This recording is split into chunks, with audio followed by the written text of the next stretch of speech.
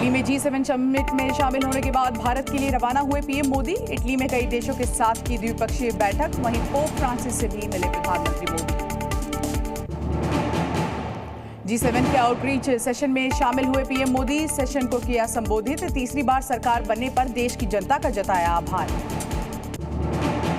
PM Modi ने G7 summit में देश को 2047 तक विकसित करने का किया वादा। कहा, हमें मिलकर आने वाले समय को हरित युग बनाने का प्रयास करना चाहिए। G7 समिट में जॉर्जिया मेलोनी के साथ पीएम मोदी ने की बैठक। दोनों नेताओं के बीच कई मुद्दों पर हुई चर्चा। वहीं मेलोनी ने नमस्ते कर पीएम का किया स्वागत।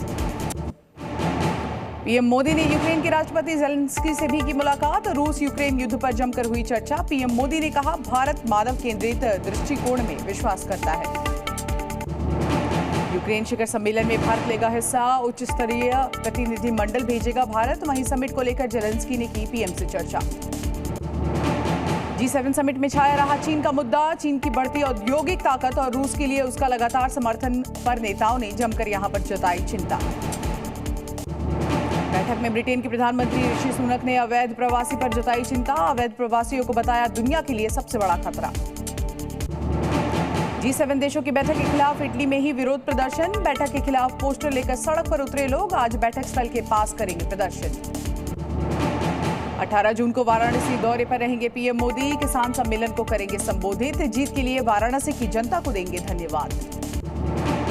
वाराणसी से सीधे बिहार जाएंगे PM Modi. Nalanda university campus का करेंगे उद्घाटन। वहीं लोगों को पीएम मोदी कर सकते हैं संबोधित।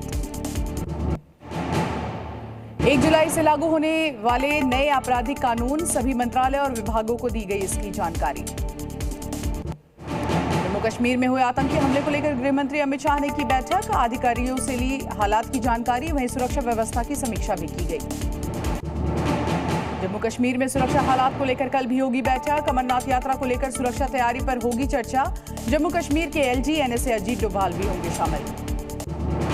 जम्मू कश्मीर के डोडा में सेना का सर्च ऑपरेशन लगातार जारी। आतंकियों की तलाश में जुटी सेना। हमले के बाद से ही पुलिस चला रही है तलाशी अभियान। भारी सुरक्षा के बीच खीर भवानी मेले की शुरुआत। LG मनोज सिन्हा ने की खीर भवानी माता के दर्शन। वहीं 30,000 से ज्यादा भक्त पहुंचे। जम्मू कश्मीर में हुए आतंकी हमले को लेकर पंजाब में अलर्ट जारी। पठानकोट सहित 5 जिलों में रेड अलर्ट जारी किया। सुरक्षा बलों ने बढ़ाई गश्ती। पठानकोट पुलिस ने अपने जवानों को दी special training. Special operation group और घातक कमांडो को दी गई ट्रेनिंग। डिफेंस कमेटी और BSF अधिकारियों के साथ मीटिंग। नीट एग्जाम में गड़बड़ी का गोधरा कनेक्शन आया सामने। पटना तक जुड़े धांधली के तार। NTA से सुप्रीम कोर्ट ने 2 हफ्ते में मांगा है जवाब। शिक्षा मंत्री से मिले नीट के छात्र। अभिभावकों ने भी की धर्मेंद्र प्रधान से मुलाकात। मंत्री ने दिया आश्वासन। कहा, सभी आपत्तियों को दूर करेंगे। नीट परीक्षा में धांधली के विरोध में कई शहरों में विरोध प्रदर्शन। जयपुर सहित कई शहरों में सड़क पर उतरे छात्र। मामले में कार्रवाई की मांग की। नीट परीक्षा में धांधली को लेकर तेजस्वी ने बीजेपी पर साधा निशाना। कहा, बीजेपी केंद्र में रहे या फिर राज्य में रहे, पेपर लीक होना तय माना जाता है। कांग्रेस अध्यक्ष मल्लिकार्जुन खड़गे का बड़ा दावा। कहा, पीएम मोदी के पास नहीं है जनादेश, कभी भी गिर सकती है मौजूदा सरकार। राहुल गांधी के नेता विपक्ष बनने पर सस्पेंस बरकरार। केसी वेणुगोपाल, शशि थरूर, मनीष तिवारी और गौरव गोगोई के नाम पर भी चर्चा। आज गोरखपुर में रहेंगे सीएम योगी। संघ प्रमुख मोहन भागवत से करेंगे मुलाकात। कई मुद्दों पर यहां पर होगी चर्चा। अधिकारियों के खिलाफ सीएम योगी के सख्त फैसले। पद का दुरुपयोग करने वाले अधिकारियों और कर्मचारियों पर कार्रवाई के आदेश। बड़े पैमाने पर अधिकारियों का हो सकता है तबादला। यूपी में बीजेपी की हार पर पार्टी में मंथन जारी। अवध, कानपुर और बुंदेलखंड क्षेत्र के हारे हुए उम्मीदवारों ने दी रिपोर्ट। पार्टी ने जुटाई हार के कारणों की जानकारी। बीजेपी के हार के पीछे भीतरघात की आशंका। ज्यादातर उम्मीदवारों ने हार के लिए भीतरघात को ठहराया जिम्मेदार। वहीं विधायकों से मदद नहीं मिलने का भी लगाया आरोप। आज से बीजेपी की 2 टीम अलग अलग क्षेत्र में जाकर तैयार करेंगे रिपोर्ट। 80 अधिकारी हार के कारणों की करेंगे समीक्षा। वहीं रिपोर्ट केंद्रीय नेतृत्व को भी भेजी जाएगी। शरद पवार के साथ एकनाथ शिंदे की बैठक होगी। विदर्भ में पानी की समस्या को लेकर होगी चर्चा। कर्नाटक के पूर्व मुख्यमंत्री BS येदियुरप्पा को कोर्ट से राहत। अगली सुनवाई तक गिरफ्तारी और हिरासत पर लगी रोक।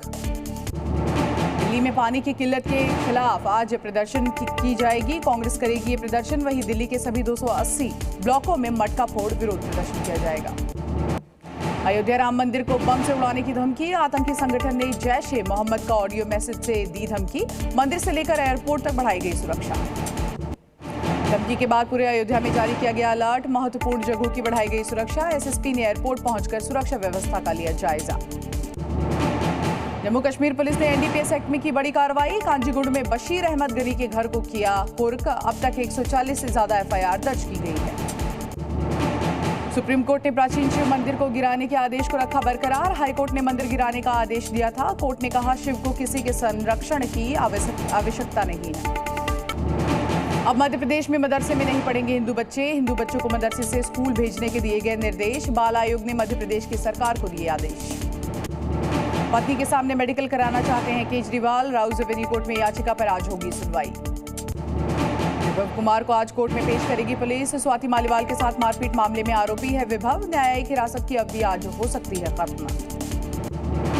केदारनाथ धाम में लोगों की मदद के लिए रेस्क्यू टीम की तैनाती। अब तक आपको बता दें 350 घायलों और बीमार हुए श्रद्धालुओं का रेस्क्यू किया गया। बचाव के लिए हेलीकॉप्टर की तैनाती की गई। केदारनाथ और बद्रीनाथ में अचानक बदला मौसम का मिजाज। दोनों मंदिर के पास जमकर हुई बारिश।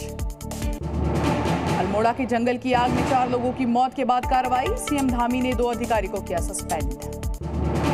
उत्तराखंड के नैनीताल में जंगल में लगी आग पर काबू पाने की कोशिश लगातार जारी। आग बुझाने में जुटा सेना का हेलीकॉप्टर। सिक्किम में बारिश और भूस्खलन के कारण कहीं न कहीं लोगों की परेशानी अब बढ़ रही है। 1000 से ज्यादा पर्यटक फंसे। वहीं मुख्यमंत्री ने हालात का लिया जायजा। सिक्किम में बाढ़ भूस्खलन के बाद हेल्पलाइन नंबर जारी किए गए। बाढ़, बारिश और हादसे की जानकारी दे सकेंगे लोग। दिल्ली में वायु प्रदूषण को नियंत्रित करने के लिए कहीं न कहीं सरकार चलाएगी कैंपेन। 15 जून से 30 जून तक एंटी डस्ट कैंपेन चलाएगी दिल्ली सरकार। दिल्ली सहित कई राज्यों में हीट वेव की चेतावनी। लोगों को धूप में बाहर नहीं निकलने की अपील की गई। मौसम विभाग ने जारी किया अलर्ट।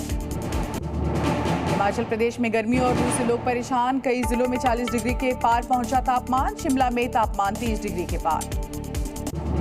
रक्षा मंत्री राजनाथ सिंह ने विशाखापट्टनम में पूर्वी नौसेना कमांड का किया निरीक्षण। नौसेना के अधिकारियों के साथ की बैठक। कहा भारतीय नौसेना समुद्री सुरक्षा मजबूत करेगी।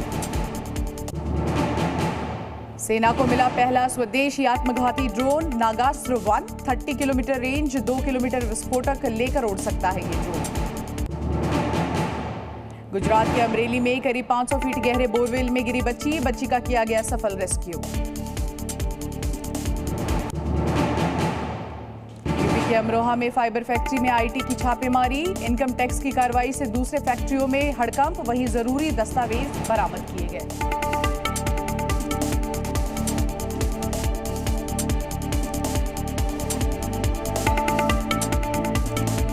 यूपी के सहारनपुर में अवैध खनन के खिलाफ ईडी की कार्रवाई। लोकल यूनिवर्सिटी की 121 एकड़ जमीन को किया गया जब्त। पूर्व एमएलसी इकबाल बताए जा रहे मालिक।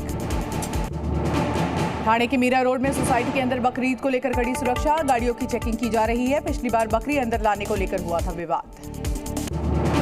यूपी के हरदोई में पुलिस मुठभेड़ में आरोपी को पैर में लगी गोली। फायरिंग के दौरान सिपाही भी घायल। एक तमंचा, एक कारतूस और चाकू बरामद किया गया। यूपी के मथुरा में मंदिर की दीवार पर आप देखिए किस तरह से भरभरा कर गिरने से हादसा। मलबे की चपेट में आने से कई लोग घायल। घायलों को अस्पताल में भर्ती कराया गया। कैची धाम में भव्य मेले को लेकर तैयारियां पूरी। डीएम ने सभी व्यवस्थाओं का लिया जायजा। जगह जगह की गई पानी की व्यवस्था। यूपी के अलीगढ़ में पिछले 15 दिनों से बिजली की समस्याओं से जूझ रहे हैं लोग। बड़ी संख्या में लोगों ने किया हंगामा। बिजली कर्मचारियों को बनाया बंधक। दिल्ली के मालवीय नगर में एसी में आग लगने से हड़कंप। पुलिसकर्मियों ने दीवार तोड़कर 2 बच्चों समेत 3 लोगों की बचाई जान। यूपी के जालौन में अचानक खेतों में लगी भीषण आग। कई एकड़ फसल जलकर कहीं न कहीं राख। लोगों में मची अफरा तफरी। जम्मू और कश्मीर के शोपियां में गैराज में लगी आग ने लिया विकराल रूप। कई गाड़ियों को पहुंचा नुकसान। 1 घंटे की मशक्कत के बाद आग पर काबू पाया गया। हरियाणा के झज्जर में बिजली दफ्तर में शॉर्ट सर्किट से लगी आग। चारों ओर फैला धुआं। वहीं फायर ब्रिगेड ने आग पर काबू पाया। लाखों के नुकसान की आशंका। कोलकाता के एक्रोपोलिस मॉल में फूड कोर्ट में लगी भीषण आग। धुआं भरने से रोकने के लिए तोड़ी गई कांच की दीवार। बिहार के बारा में सीपीआईएम नेता की गोली मारकर हत्या। बाइक सवार बदमाशों ने घटना को दिया अंजाम। इलाके में फैली सनसनी। यूपी के उन्नाव में प्रेमी की लाठी डंडों से पीट कर हत्या। प्रेमिका के भाई ने उतारा मौत के घाट। परिजनों का इस तरह से रो रो कर बुरा हाल। मचा कोहराम। नोएडा में नशे के खिलाफ पुलिस की बड़ी कार्रवाई, करोड़ों रुपए की सिगरेट बरामद, वहीं 4 किलो अवैध गांजा भी जब्त, 2 तस्कर किए गए गिरफ्तार। नोएडा में पुलिस और लुटेरों के बीच मुठभेड़, पुलिस ने 2 लुटेरों को किया गिरफ्तार, अवैध हथियार और रुपए किए गए बरामद। राजस्थान के चित्तौड़गढ़ में बाइक से 1 किलो अफीम बरामद, पुलिस ने 2 तस्करों को इस पूरे मामले में किया गिरफ्तार, इनके खिलाफ एनडीपीएस एक्ट के तहत मामला दर्ज किया। पटना में बच्चों के बीच विवाद को लेकर खूनी संघर्ष, जमकर चले लाठी और डंडे, दोनों ओर से की गई फायरिंग, गोली लगने से 2 लोग घायल हुए। चीन के साथ मिलकर चंद्रमा।